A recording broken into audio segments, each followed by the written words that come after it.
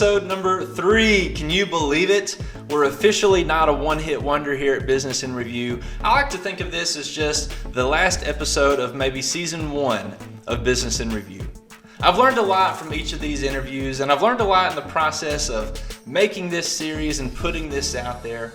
I've learned what I'm good at. I've learned what I'm not good at. I've learned that there's a lot of psychological and emotional twists and turns in creating and running your own business. I've learned firsthand what all of my mentors were telling me 6 and 8 months ago, that it takes constant effort and determination and self-discipline to run your own business. I'm learning from some of my very favorite community leaders and business leaders, and I just feel so thankful. I'm so grateful to each of them and the gift that they gave me by investing in me as a person, for investing in my business, and I just could not be more thankful to each of them. If you have benefited at all from any of these videos, would you please reach out to Kyle and to Shannon and to my third guest, Nyenye, and tell them a huge thank you for giving generously of their time and their experience in all things business. A lot of businesses exist without any mentors in their life. I created Business in Review so that I wouldn't be one of them, and now you don't have to be either. Without further ado, this is interview number 3 with Nyenye Jordan.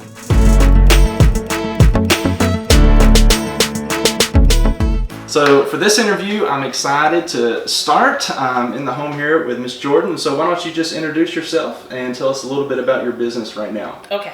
Well, my name is Nyenye Jordan, and I'm a wife, a mother, a nurse, and all that other good stuff. But most of all, what I have is 2 entities. One is Raising a Village, and that's a community organization where we try to help children in West Tennessee. We do help children outside of West Tennessee, but our focus is West Tennessee, and that's anything from health, if they have medical bills that need to be paid, if they have uniforms, we've helped with cheerleading uniforms, if they need Christmas gifts, assistance with Thanksgiving dinners or things like that. So that's what we do with Raising a Village.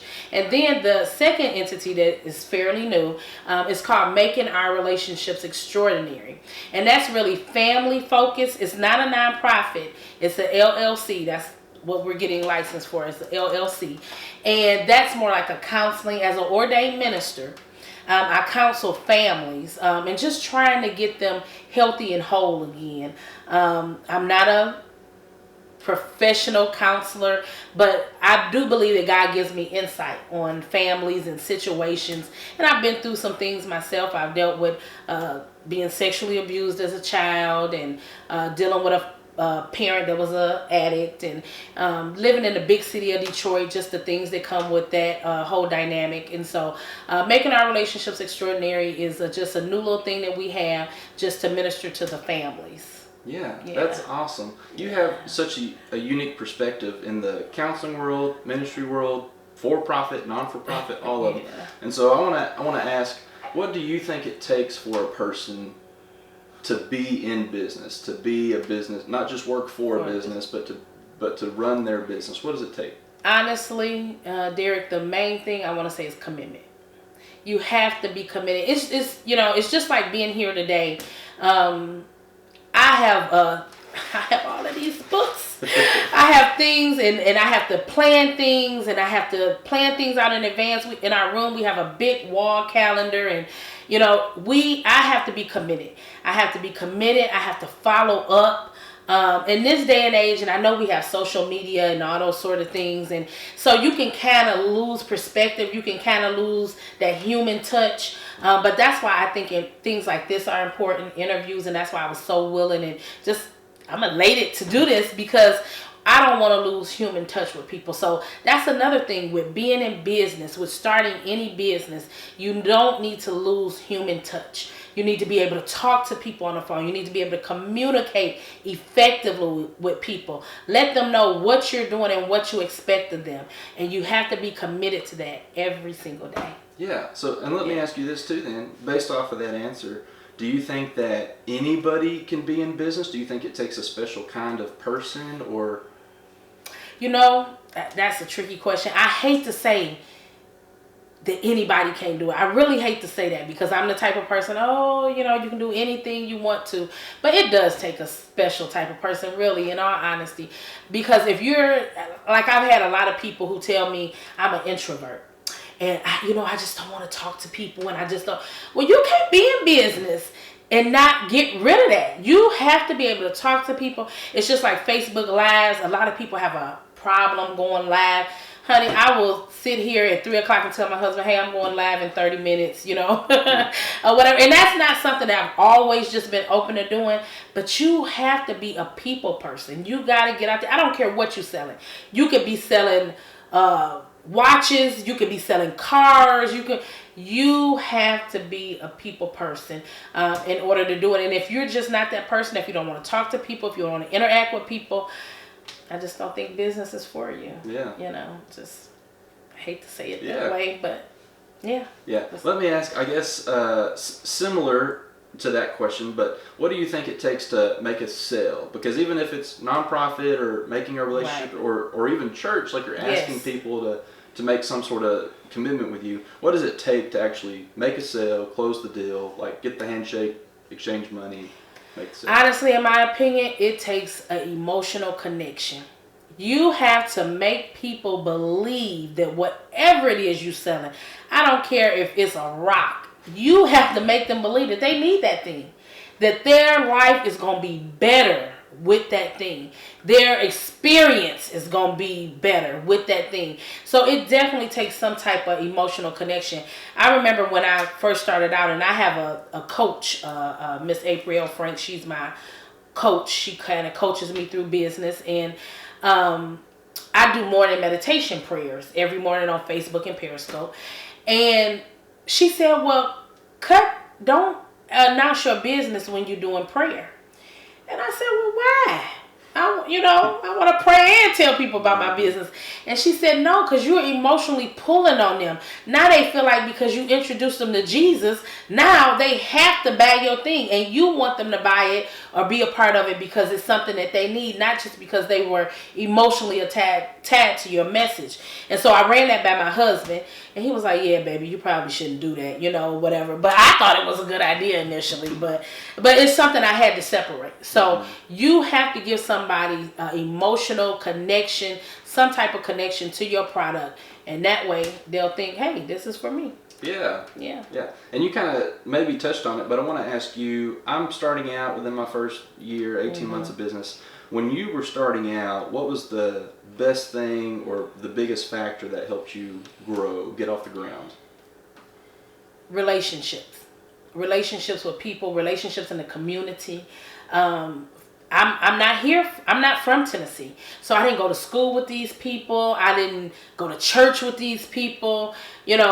This community was new to me. And then when I first got here, I lived in Murray City. Then we moved to Alamo. We moved to Friendship. Now we in Bell. So it was a lot of quick connections, but nothing long term.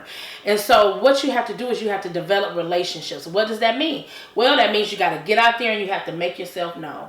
You have to stay on social media. You have to plan your time effectively. Doing things like this, interviews with people, getting out to know, go to church services. When they have events in the community, you need to show up. You need to show up. You need to be that face that they see. I have t-shirts that say Raising a Village. So usually if I go to an event, I have on one of those t-shirts. And so they know she's a representation of Raising a Village. Maybe I need to, I've heard that on social media. I hold it on Facebook. Let me go talk to her and see, then they find out it's me. Oh, so you're the one overrated. Yep, that's me. And, how can I help you or whatever. And so I think it's about building those relationships. And some of those relationships become long-term relationships where you find out that not only can you help them, they can help you too. And a lot of us, it has turned into friendships and, families, fellowshipping with each other. And so relationship is the biggest thing. Yeah. And then also I want to ask, I'm sure that you've overcome a lot along the way. And maybe, I know you have a lot of perspectives, but maybe on just more or on just raising a village, what are some of the challenges that you deal with in your business and working with people, whether it's logistics or sales or what are the challenges? I'll tell you, finance is the biggest thing because, especially, I'm gonna talk about Raising a Village for a moment. With it being a nonprofit, and so people think if you're a nonprofit, then you have like all of this money to give. And when you first start out, you really don't. You're really trying to generate funds. And I remember when we first really just put our feet to the ground in 2014, I had a committee of people because in order to be a nonprofit, you have to have a committee. You have to have a board. And so I had my board of people together, and I mean wonderful, wonderful people from different walks of life, different ethnicities. But in the beginning, they didn't understand that we had to build a bank account. We didn't just, not rich, so we don't just have a bank account. And so a lot of them fell off because they said, well, we're not doing enough for the children. Well, I cannot fund an event without money. Mm-hmm. I can't take all the children in the community skating and not pay for their ticket, because, they can't afford it. That's why we taking them. And so, that was something that had to really be discussed, and people have to understand. And so our biggest goal was funding. Now it's getting much better. Now I have people that are ready to give. The more events you do, the more things you do, the more they believe in your cause. And now I get people that'll call me and say, hey, we got this. Does Raising a Village need this? Can you guys help somebody with this? So now we've opened a rapport with people. But definitely finances is one of those things that it can really make or break you. And if you're not willing to use some of your own money, it can kind of stop you in your tracks. Yeah. Is fundraising similar to making a sale? What's the trick for getting donations? No. Fundraising is not. It is not the same as making a sale. Because in a sale, people get something in return. So they're willing to pay for that. If you say you're going to give me a planner for $15, okay. I like the planner. It looks good. I can use it. So yeah, they're willing to do that. But when you say fundraising, when you say, hey, I need you to give me money, but you're not necessarily going to get anything back in your hand. But I promise you, it's going to go towards the... People want to start seeing financial records. They want to start seeing where their money is going. And so fundraising is a whole nother dynamic with people in their mindset, because people just naturally want to see where their money is going or whatever. And so that's why it's so important that you have events, that you keep people notified. What is your group doing? What are you doing? So they can recognize that, hey, our money is going towards something good. So I know that if I give to this person, if I give to this organization, that they are going to do good things with my money. Yeah. Yeah. So, I like that a lot. And I think too, even I'm thinking about things that I donate. When you give your money, it is like that. Like I'm not getting something tangible that I can hold, but I am getting something in the sense that I want to feel like I'm building roots in this community, that I'm helping this community. Yes. And so when I donate to a good cause, then I do get something, but it's so in the air, intangible. Yeah, I can't hold it and open it up. Right. Makes a difference. Yeah. Makes a difference. Yeah. Let me ask, and we kind of talked about this before we hit record, but I know a lot about businesses solving problems for people. Yes. So I want to ask, for you and your businesses and your efforts, what problems do you solve for people? Well, what I would like to think that we solve as Raising a Village is we provide a bridge for children and for families that have financial difficulties. And that's our main problem that we want to solve with Raising a Village. Because, and I'm going to tell you just for a brief moment how Raising a Village came to be. I had a brother who is now deceased due to gun violence in Detroit. And he, we had both parents in the home. My mother's a minister. And, but he got lost. Somewhere in just life, he got lost and there was a disconnect. And I don't think, until the very end of his life, I don't think he really ever cried out to say, hey, I need something. This is not working well for me. So my mom was a big proponent of Raising a Village because she felt like as a mother, there was a disconnect. And it was something that she could have done for my brother that didn't necessarily happen. And so with Raising a Village, what we try to do is bridge that gap, and it may be between the parent and the child, it may be between the community and the family, but some type of way we want to bridge that gap, whether it's financially, emotionally, socially, where we bring them together and you can discuss, what are you lacking? What do you stand in need of? And some way we can come together and meet that need. Now, with making our relationships extraordinary, the problem that I saw there, and my husband definitely helps me with that, is we help families come back together. And we do that with marriage counseling, family counseling, and with events to just bring in that fellowship. And you'd be surprised how that opens the door for people to start talking. And once you get people to start talking, then they let you know really what they need and what services you can provide. So with either one, we just want to rebuild families. We want to help rebuild communities, and just bridge the gap. Yeah. That's awesome. I want to say thank you so much for spending some of your time. Yes. And then the last question I want to ask you, and I've asked everybody, is for young people in business, for people just starting their business. Maybe they're not young, but even for me, what advice do you have for people starting out? Just stay focused on why you started your business, whatever it is. Maybe it was just your passion. You wanted to just, even if it was just to make money, people think that's wrong, but it's not. If you want to make money, if that's part of your goal because you want to live, it's like, there's nothing wrong with that. So whatever your main focus was, the reason that you started it, stay true to that. Now that's going to evolve in some ways, and it's going to be some things that's added to it, and it may be some things taken from it. But remember what got you on that course and on that path, that you woke up one day and said, you know what, today is the day. I'm going to start this. I'm going to be committed to this. Remember that every day, even if you got to post it up somewhere. We have stuff written all over our house. And it's reminders of why we started this journey. And if you stay focused on why you started the journey, you'll continue in that path. Yeah. Thanks so much. I really appreciate it. You're welcome. I just love this. I feel like a star. A lot of businesses dislike marketing. Sometimes it can feel like the least fun part of your job, especially if you're not getting the results that you planned for.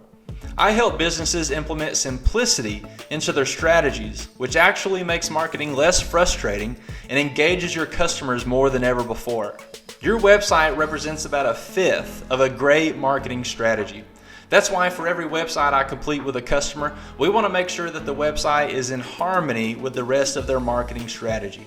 If you're frustrated or at a loss in your own marketing strategy, call Derek Smith Marketing today, and we'll begin building a simple marketing plan for your business that moves you away from that frustrating confusion and towards marketing results that you can be excited about.